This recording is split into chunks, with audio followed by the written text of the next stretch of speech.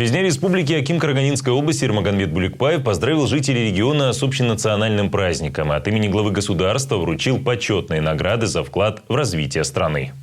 Дорогие земляки, истинное богатство нашего региона – талантливые, трудолюбивые и честные люди. Это наше главное достояние и конкурентное преимущество. Традиционно мы считаемся кузницей лучших кадров для всей страны. Но мы не должны останавливаться на достигнутом.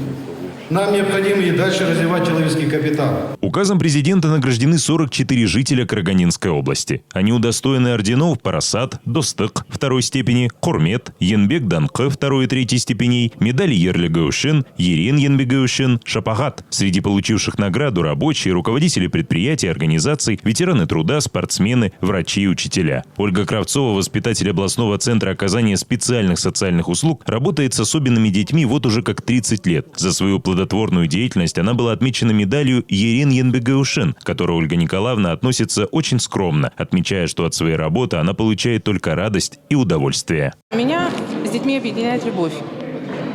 Добро, любовь. Все. Хочется работать еще лучше. Очень приятно. Ну, наверное, хочется, чтобы на меня равнялись тоже более молодое поколение.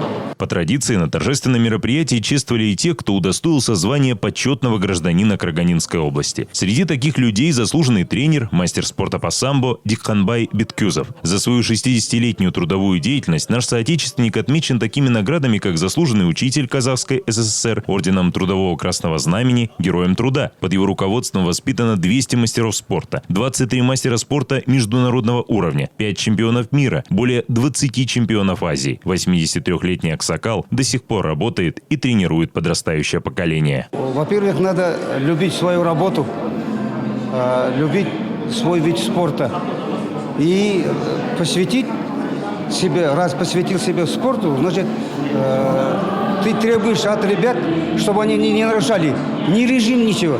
А если сам будешь соблюдать вместе с ними, вот так и до сих пор работаем. На торжественном собрании выделили и некоторые решения, которые напрямую повлияли на развитие нашего региона. Это смена главного акционера металлургического комбината и привлечение казахстанского инвестора. Результаты видны уже сейчас. Только за 8 месяцев этого года объем производства на комбинате вырос с 11 до 21%. И это не предел. Фондом Казахстан Халкана поддержана реализация 4 проектов в нашем регионе. Это модернизация и ремонт школ, модификация учебных кабинетов, обучение педагогов, строительство спортплощадок, адаптированных для детей с особыми образовательными потребностями и другие социальные проекты. Мероприятие завершилось праздничным концертом с участием артистов и творческих коллективов области. Роберт Гравшал, Карл Тенбеков, Николай Шевелев, Пятый канал.